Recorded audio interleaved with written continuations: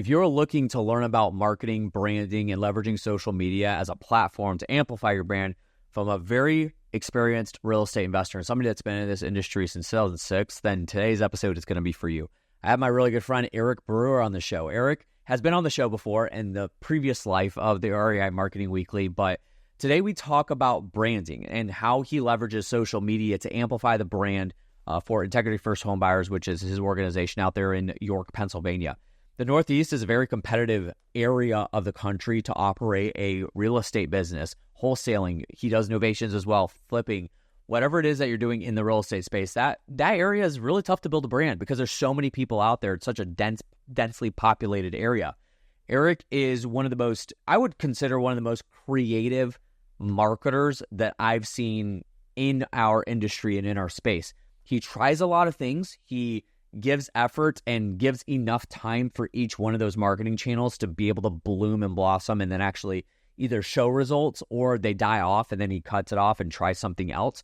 But he's really excellent. I don't know if he has a system for it or a process or what, but he's really, really good at that. I've known Eric since really 2020, so going on 5 years now.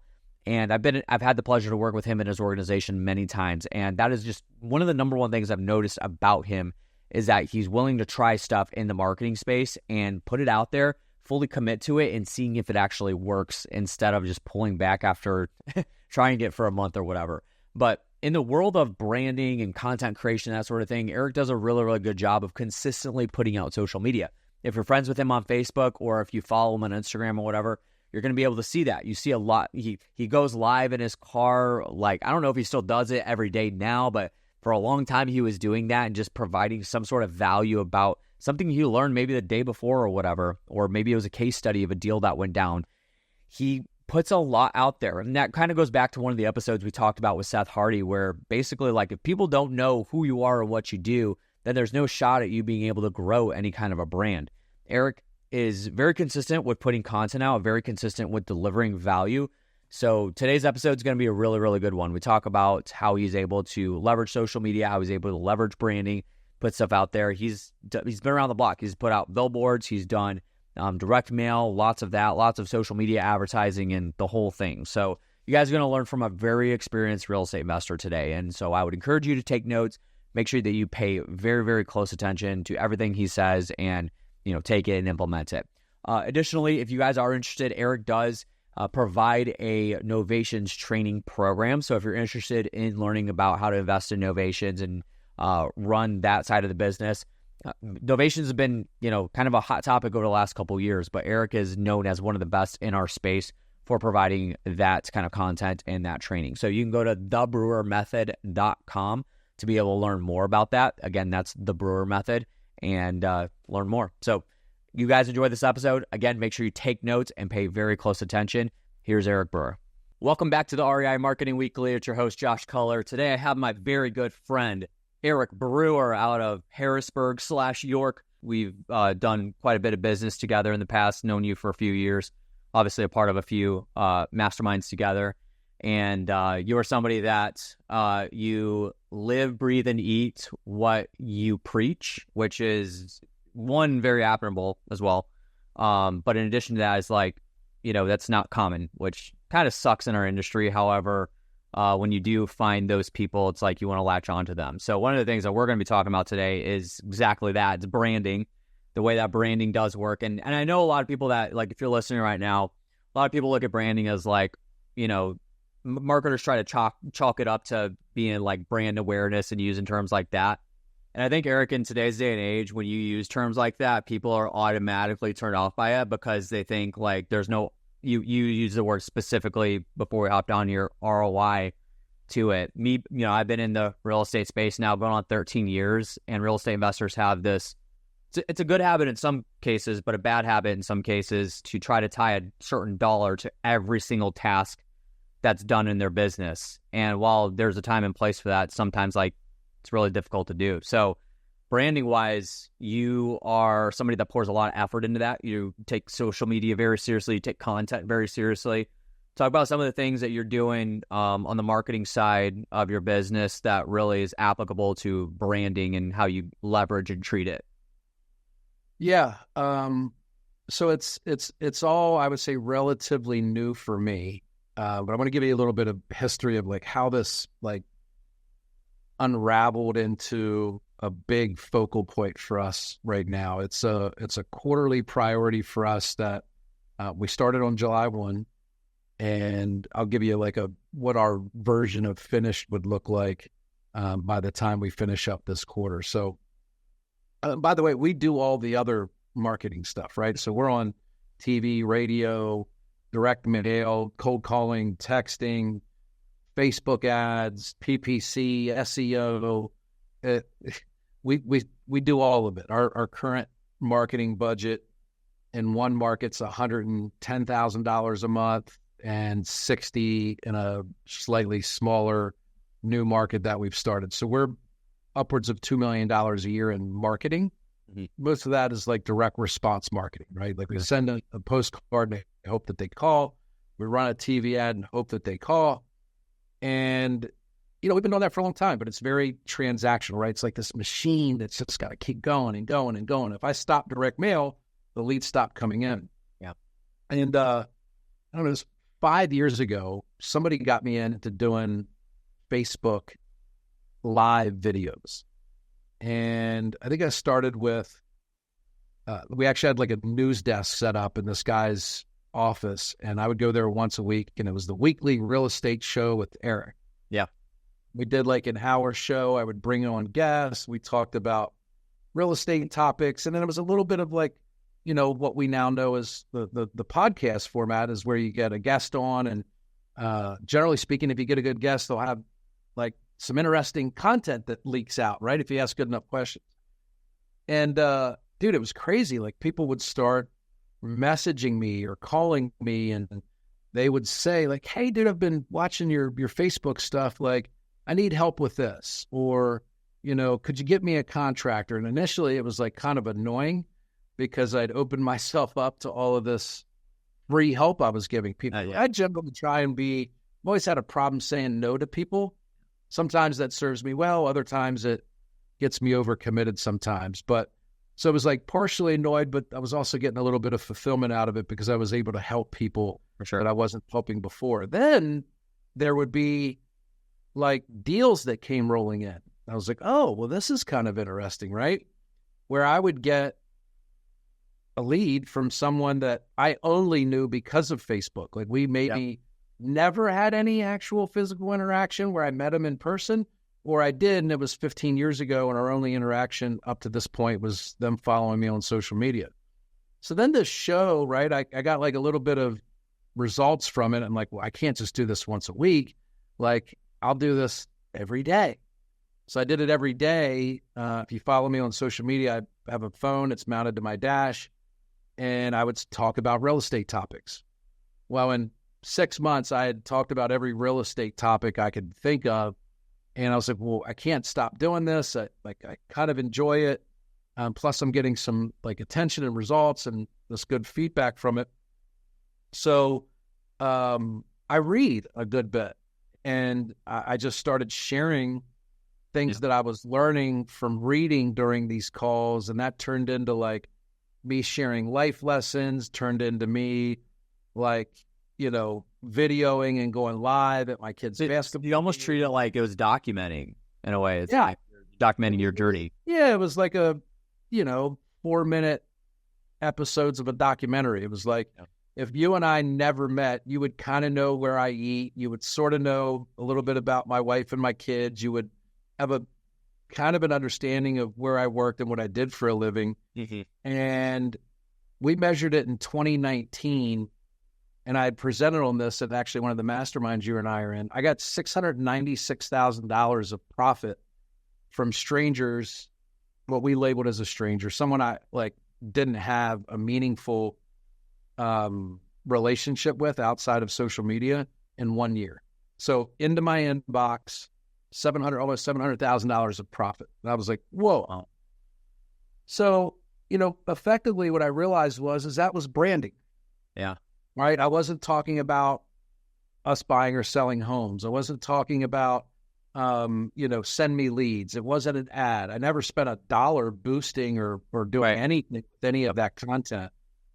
And I think the actual presentation I did was how to get referrals from complete strangers. And that's what branding is. So if you think about it, a referral generally comes from someone that knows you, likes you, and trusts you. So our strategy with branding is, how do we get people to know us? Well, it's really just like a visibility frequency play, right? Like, are you out there where people can see you, right?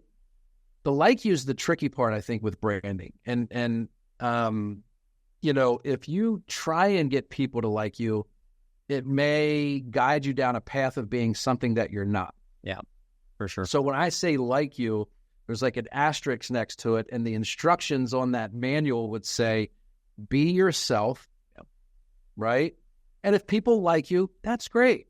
If they don't, one thing we don't realize about branding is that it should attract your ideal customer and repel the people you don't want to do business with. Yep. I think it's heavier on the repel because but that's not sexy to talk about. It's not. We not. We want everybody to like us. It's human nature. But the reality is that most sales organizations, one thing that would make them better is if they stop talking to people that aren't going to do business with them. For sure. But that's hard. It is. Right. But I think it's hard because of our marketing. It's like, we can help everybody, or we put out this message of like, if you have a house, call me. And the reality is if we were just authentic about who we are, people would like us, and those people were more likely to do business with us. It would be like I'll give you an example. 1 out of every 11 leads for us turns into a contract. And that's like on the higher end of conversions, right? Or if you look at cold calling, it's probably 1 in 20. But if I mix all of my lead sources together, it's like 1 in 11. It's like 1 in 2 for a referral. Wow. What's the difference between a referral and a cold lead? The referral knows you, likes you, and trusts you. So now, if you think about branding, if you do branding correctly, they know you, they like authentically who you are, and they come to trust you, which means you're reliable and consistent, which means, some of that's just, again, you're on social media, if that's your branding, or whatever you use as branding. If you're doing that on a consistent basis, they'll get to trust you just by knowing that you're consistent, right? And if you do that correctly, your leads come in and they start to resemble more of referral conversions than cold traffic. Even though it may come in through direct mail, they may call on direct mail after they've consumed a year's worth of your content on social media or TV or billboards or radio, wherever you do the branding, right? By the way, you can do branding through direct mail. For sure. The challenge is we try and put in cash, all of this stuff. We jam 10 pounds of crap into a 5-pound postcard, but there's no room for branding, because really branding is it's like storytelling. It's documenting who you are and just shining a light on the things that you do each day and being authentic about your beliefs, right? And you can't do that on a 4x7 postcard. There's not enough room. So it has to be in a place, like think about Nike, for example, right? One of the best brands, most profitable companies in the world. When was the last time you saw an ad with a price and like a phone number for Foot Locker? Matter of fact, it almost never has anything to do with the shoe. It's always about the athlete. Right. It's always about the perseverance of an athlete. It's always about the performance of an athlete. What is Nike associated with? Athletes. It's actually in their purpose, right? It's like they want to inspire athletes, and if you have a body, you are an athlete. They don't do any real marketing. I don't get a flyer from Nike. Because they've done such a good job of aligning their brand with their customer. Like when you put on Nike, you feel a certain way. A lot of it, yeah, exactly. A lot of it is relevance factor. It's like I feel relevance with this NBA player that's on this ad because I play basketball too. I may not be a pro, but I hoop too. And so like there's relevance there. It's all about that bridging the connection between the two. Something I want to go back to real quick, Eric, before you move on, because I don't want to forget about this question. So, or it's a statement based on a question too. But when you talk about referrals, because this is like the direction we're heading into with like branding and stuff like that, and a 1 in 2 conversion on a referral is that's a no-brainer. So like, why don't people pour more investment inside of that? And we'll talk about that here in a second. But one of the things that people automatically kind of make the connection of like, here's what a referral is. You know, if I go out in the street or, you know, go to an event or whatever and say like, real estate investor, what's a referral to you? The answer is probably going to be somebody I've done business with refers me to a friend of theirs. But here's the thing. You know how much, you know, you would, and you probably know this, Eric, is like, you know how much business I've gotten from people that I'd never worked with before? Because they know exactly what I do, and they know, maybe they do know some people that I've worked with, and they say, well, if that person's working on them, he should be good then. But then they refer one of their friends to me. I've never met that friend, but I've never worked with the guy that referred the friend. Mm-hmm. So why not build referrals off that too? That opens the door to so much more opportunity. And the way that you do that is exactly what Eric's talking about here. So it's not, I think people automatically think, well, like, a referral is, I can only market to the people I've done business with. Right. But what if you like can get referrals from people you've never done business with, just because you've been able to build up that know, like, and trust factor based off of the content you're putting in front of them, showing your true authentic self and gaining momentum that way. That opens so many. Yeah. So like, that's a good point, right? So like when you get a referral from someone you've already done business with, the referral is based on their personal experience with you. Mm-hmm. When you get a referral from someone that you've never done business with, it's their secondhand belief about what the experience will be like based on someone else telling them about it. Yeah. When you get a referral from branding, it's the assumption they're making about the experience based on what you've shown them about your life or your beliefs or your customer interaction or the way that you treat your people, or what your morning routine is, or what your favorite hobbies are, or whatever, right? So like, that's what we're in search of is through our branding efforts. We want referral quality leads. And to your point, we've historically only thought that came from one source, and that is a massive miscalculation on most people's part. Absolutely. You can produce referral-worthy leads through an authentic approach to branding where you're clear on who you are and your, for example, Chick-fil-A. They are very outspoken about their beliefs. Yep. Right? That doesn't have anything to do with chicken sandwiches. They're closed on Sundays because their belief in family values, and they're very outspoken about their Christian beliefs and how that aligns with certain political decisions. Whether you believe it or not, the people that align with that brand will wait in line. They don't, around the corner. Interrupting this podcast episode to tell you guys that this podcast is managed and produced by Color Media Productions. Yes, shameless plug, that's my company. However, we do this for a lot of other people as well. Most people that we work with are in the real estate investing space. So if you're listening to this podcast specifically, you probably are a real estate investor, given it's called the REI Marketing Weekly. If you're somebody that either wants to start a podcast or you have one going and it's becoming a little bit of a hassle, you're looking to transition to somebody that works a little bit better with a fluid motion in terms of you get the recordings done and then they do everything else, well, that's what we do. We do fully managed podcasts from start to finish, video, audio, show noting, the graphics, publishing, everything that goes into it. It's a full service business that we run here in a service for you as a real estate investor if you are running a podcast. Additionally, we also do social media and YouTube management as well. So all of that being on the organic side, if you are interested in learning more about working with us and just recording content with guidance and strategy set by myself personally, and then not doing anything else after that, where we're taking care of everything from start to finish, then make sure you go check us out at colormedia.com, CULLER media.com. Hit us up there and we can learn more about working together, hop on a phone call and see what we could do for you. Now back to the episode. Yeah. So, and we've always thought that this was, and I think it's like this misconception or this limiting beliefs around branding is that's for big corporations. Right. But they actually start with that before they ever make money. Sure. They actually lead with brand, not any of the other stuff. Apple, Chick-fil-A, Nike, Under Armour, whoever it is, they start with branding. That's where the stickiness. There's a really good marketing book that I read. I don't even know it's for marketing, but it's a great marketing book called The Tipping Point. Yeah. And it talks about how you can reach the tipping point. There's 3 or 4 key factors that always has to happen.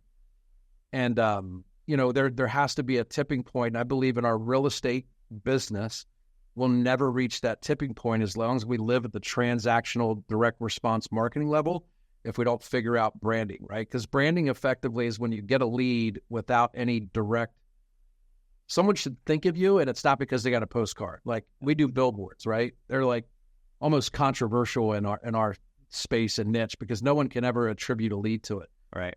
I can tell you though, I do radio, TV, direct mail, billboards, all that stuff. When a stranger if 10 strangers come up to me in the grocery store, 7 of them say, "You're the billboard guy." No one ever goes, "Oh, you're the postcard guy." Yeah, right. Well, you're the guy that keeps calling me. No, it's always, and they probably, by the way, they probably got a postcard from me or 7 over the last year. But they remember it, right? Because on our billboards, it's generally like my face, our website, and then that's it. Like there is no call to action. There is no, we buy houses. It's nothing. I just want it to be burned into their brain. Because if you think about direct mail or PPC or radio, what are the odds that your message or commercial or postcard lands on their kitchen table the day that they realize they need something? It's like it's 0, really. It's like, and that's why you have to hit them multiple times over the course of a stretch of time, right? But branding, like if there's a belief system that they've downloaded from you where they connect with you, that if I say, "Who's your favorite comedian of all time?" You have a guy, right? Yeah. And it's not because you saw an ad. And if you think about going to a show and you want to go see a comedian, you're going to go, "Hey, I want to go see Eddie Murphy," or "I want to go see Cat Williams," or "I want to go see, so-and-so." Because there's a brand that's been built, there's a belief system, there's a trust factor, and you align with their values and their beliefs. So, hey, I'm really big on it. We're working really hard right now. Our strategy that we're working towards is a 365 a day reality television show. And we want to do that using like 5 to 7 what we'll call episodes, which could be a 60-second reel, a 90-second video on Facebook. That's simply, I don't want to create any content. I just want to document what happens inside of these 4 walls, and then just position it with a short caption that summarizes the interaction that took place and the message that we wish to sort of have them take away from it, and that's it.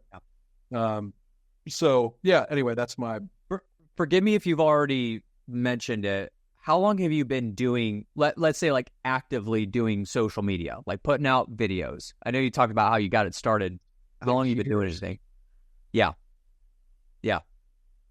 Eric is one of the most consistent people I've ever met, guys. Like when it comes to literally everything, I would just say like literally everything that I know about Eric. And with that amount of time, I think Eric, it's obviously like there's a lot of key issues why people don't do what you're talking about, or they don't want to spend the time or the investment to do it. Number one is it takes time, right? Like it takes the time for you to actually do it, but then the length of time to do it consistently, people just aren't willing to do. And I think a key lesson in what Eric's giving here is if you want to be the go-to person, and I mean, you probably know this, man, is like we're approaching a time where a lot of these marketing channels are starting to get tighter and tighter regulations. So brand is starting to become the currency in not just real estate business, but any business out there. And if you haven't invested 5-6 years of your time into that like Eric has, then you're automatically at a disadvantage from where Eric and his business is at. That's key, man. So I love that. And one of the things that I wanted to kind of hit on too was you had mentioned like on your billboards and stuff like that, you're not like, before we got on here, you had mentioned like, I don't necessarily want people to just have a phone number and call me, leave call to action. Again, the thought process is just for people to see your face and then make a familiar connection with it. Like, can you explain that a little bit? You skimmed over it a little bit. Can you explain that a little bit more thoroughly for people that can't get a grasp on what that actually relates to? So, like, I think the strategy where our billboards will probably the next 60 days, though, we have a pretty robust campaign, like north of $30,000 a month, which in our area will get us 45 billboards. Okay. So we'll literally be everywhere. Yeah. And where we landed was my face, only because my face is on all the other stuff. So we want them to be able to connect the billboard to everything else, right? Because like people will tell you in marketing, it takes 11 touches or 15 touches or 20 touches. But if you don't have brand consistency across your marketing, even though they heard your radio commercial or got your direct mail, if your TV ad doesn't look the same or they can't connect it to, it wasn't 2 touch points, it was 1 and 1, right? So you're actually competing against yourself. Right. So what we landed on is my authentic brand, and my purpose is to offer hope and inspire faith in people. So what we'll have is on our billboard, it'll be our website, it's ericbuysyourhouse.com. So it has my name. We'll have my face. It may be a thumbnail, but it'll be there's, oh, that's the guy from TV. And then we're going to have, it ended up being like Snapple's approach, where they have like little, one message on our billboard might say the average value of a home in our county in 1974 was $84,000. Today it's $189,000. ericbuysyourhouse.com. You might see another billboard, same color, same face, same website. It might say 92% of people in airports don't wash their hands when they use the bathroom. ericbuysyourhouse.com. Right? It's like this combination of like the other one might be, whether you think you can or think you can't, either way you're right. ericbuysyourhouse.com. So it's like inspiration, education, and then the website does all the talking for you because it's ericbuysyourhouse.com. So they see something funny and they see the website, they think of us as like, man, that guy cheered me up that day. I get credit for cheering them up that day. By the way, if they don't see humor in something I see humor in, that's not my customer. Yeah. Right? If they don't see inspiration in something that I find motivating, might not be my customer. So like, and again, we're going back to like, how do I get referral worthy leads, like referral caliber leads? And that's what we're working for. So I'm super excited about that branding campaign that we're doing with billboards. I think it'll be, and then the other thing we're going to do is, I don't know the mechanics of it, but people will be able to like send in ideas for messages on our billboards. And if we choose it and select it, we'll put it up there and then we'll tag it. It'll say Josh Kohler, Northwest Indiana. So they're like, that's my board. So that's me trying to figure out this tipping point. If you can get, we're doing some cool. And again, I'm going to spend $400,000 this year, and I probably won't be able to trace an ROI back to it. However, what I should be able to do is look at all of my other direct response marketing. And if someone gets 4 postcards, they should be more likely to choose mine.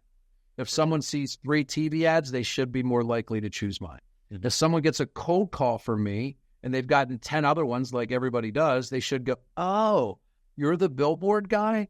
Yeah, I like your inspirational messages that are on the billboard. We have been thinking about selling. They told everybody else, maybe not. Or, yeah, why don't you have someone call me? And then they cancel on that guy because the billboard dude finally reached out to them. So I could be optimistic about what we're expecting to get, but I have enough evidence from literally people coming up to me. We did maybe 5 or 7 billboards a month for the last several years. And literally I was like, dude, everybody that comes up to me in the diner calls me the billboard guy, not the TV guy. Like, what's up with that? Yeah. So there's something to it, right? So now you're going to 8X that to go from, that amount to 45 billboards, I think you said. And yeah, we'll have you back after a couple months of doing that to see what shook out with that. That'd be interesting to go over. One thing that I wanted to bring up as the last part of the conversation here, this has all been great stuff, man. Like so I asked that question and I got a hell of a lot more information out of that than what I asked for. So that was awesome. But one of the things I do want to bring up, I know that, so you got Eric Buys Your House, and I know that you have the organization's brand is Integrity First Home Buyers. How do you differ between the two? Is there like a set? I know because you talked about like, well, if they see this one, then that's one touch point. But then if there's a disconnect between the branding, there's another touch point. Yeah. That's something you're thoroughly working towards or like thinking about? Or... I think we've made a mistake with that. Okay. I think. If you don't mind sharing. No, I don't mind at all. I think 8 years ago, Integrity First Home Buyers was the brand based on, we buy houses, people care about integrity. It can be traced back to our core values. The name made sense to us, and we felt that it would clearly communicate to a customer a little bit of what we stand for, and certainly it's got home buyers in the name. And that's what we ended up with. I hired a marketing agency, and at that time it made sense. Over time, simply in an effort to be able to track leads from television, which is where it started, we came up with ericbuysyourhouse.com. So that way I could track who got to my website because of mail. I wanted to be able to measure return on ad spend for different. And our TV budget was like 10 grand when we started. Now it's between two markets, 100. And I still want to be able to track, but I don't care as much about TV works. Yeah. I'm off the fence, right? I already know it works. And now we have two brands. I would say it's fundamentally a mistake. And we need to probably maybe just turn Integrity First Home Buyers as like a inward facing, almost a DBA. Yeah. And there's a good, we need to pick one. And I think people are more likely to connect with a person than they are a company. And ericbuysyourhouse.com right now is the best version of a brand that we have. Integrity's cold. It doesn't mean anything. It just, obviously the definition of the word connects with someone, but not at an emotional level. So yeah, I think we need to pick one. I don't care which one it is. Sure. And not have that confusion. Yep. Because there is the possibility that someone could get something and see Integrity First and not put two and two together. And now we've missed that tipping point opportunity or the chance for them to put those two together. Yeah. Sorry if that was a terrible question. Because I know, great question. Because I've worked with you and I know like you've got that brand. I didn't know if that was the direction that you were already into. Is that was like an inward facing brand and the outward facing brand is Eric Buys Your House. It's an interesting conversation because you're not the only person I know that's that does that or has done that or it has success in it or failures in it. So I didn't know how you looked at it. I wanted to, get your thoughts on it too, for sure. I'm not smart enough to know, but when people tell me that like, hey, there could be brand confusion, I go, oh my God, what am I doing? We made a mistake. So, no, it happened. And then at the time, ericbuysyourhouse.com was just where we wanted them to go when they saw the TV ad. Now it's turned into this thing. So, we are actively, I actually have, I hired Matt Pollard. I don't know if you saw him at CG when he talked. He is like a great facilitator of identifying your brand, connecting it to your core customer, and then kind of wordsmithing it or re-engineering it to have it be explosive. Like he talked at the event that I think you may have been at. It was at CG, and he was like, hey, like, he was helping this lady that basically helped interpret for people that were moving into China from outside the area. And she was originally like an interpreter or whatever. And he's like, completely changed the name of what she did. And she like 80x'd her business in 24 months. Wow. So we actually start working with him the end of this month. So we won't do anything with either of those, but they both might get tossed in the trash. I don't know. And we may have to start from scratch, but yeah, there's a little bit of risk of running two of those messages and not getting the most out of your marketing. And we're very cognizant of that now and believe that we need to make a strategic decision to improve. So yeah, for sure. I would love to hear the update on that once you guys get that figured out too. We could talk about that as well, but I appreciate you sharing that. Again, didn't want to interject on anything, but I think that does help a lot of people because again, like there's a lot of investors out there that are confused about what branding actually means. Cause I feel like there's a lot, especially if you've gotten into real estate within the last 4 or 5 years. And I know you've worked with quite a few people in the coaching program with us too, is like all they're doing is direct response marketing. They're not doing any kind of branding. All it is cold call, back when they were doing, ringless voicemails and text blasting and all that kind of stuff. And there's literally nothing else. So they have no brand, which in a way you could make the argument like they don't have a business at that point. It's just basically a sales process is really all they have. And that can be a challenge going to the markets that we're going into, with all these regulations getting put on, the privacy of somebody's cell phone, right? Because that's important to understand. So, dude, listen, I appreciate everything you shared. We've spent a good 30 minutes or so on here. I do want to give you the opportunity. I know I mentioned it in the introduction as well, but I do want to give you the opportunity if somebody wanted to learn more about working with you. I know you got the Brewer method and maybe a couple other things you're working on. Obviously, guys, make sure you connect with him on social media. Puts out a lot of great stuff. I watch almost everything that Eric puts out. Sometimes I can't keep up, Eric, but I try my best. But what's the best way for somebody to connect with you, learn more about working with you? I would just follow me on social media. On Instagram, it's Eric_Brewer_invest. That's the best place to just keep up with me. And if at that point you wanted any help with, we do sales training, innovation training, and I do some one-on-one leadership coaching with a handful of people as well. Best place is to just connect with me on social media, get a good feel for who I am and what my brand is. And you decide after doing that we may be a good fit, then there's more than enough opportunities to connect with me on there or message me or text me or whatever. Absolutely. And guys, we'll leave all that down in the description below in the show notes so you can check that out and make sure you connect with Eric. Brother, I appreciate your time. Thank you so much for sharing the value that you did and look forward to having you back again soon. Appreciate it. All right, guys, that's going to do it for today's episode. Thank you so much for joining and listening today. If you haven't already, make sure you have subscribed to the show. Also, do me a huge favor and head over, if you're listening on Apple Podcasts or Spotify, leave a review with your feedback. Also, all these episodes are going to be going to my YouTube channel, and that will be linked down in the description below, so you can click on that. It's going to be a lot of other content that's getting uploaded there as well, so that you guys can kind of bite-size, take some bite-sized pieces of, this information that we're putting out. So, once again, check the show notes, connect with Eric. Thank you for listening, and we'll catch you guys on the next one. See ya.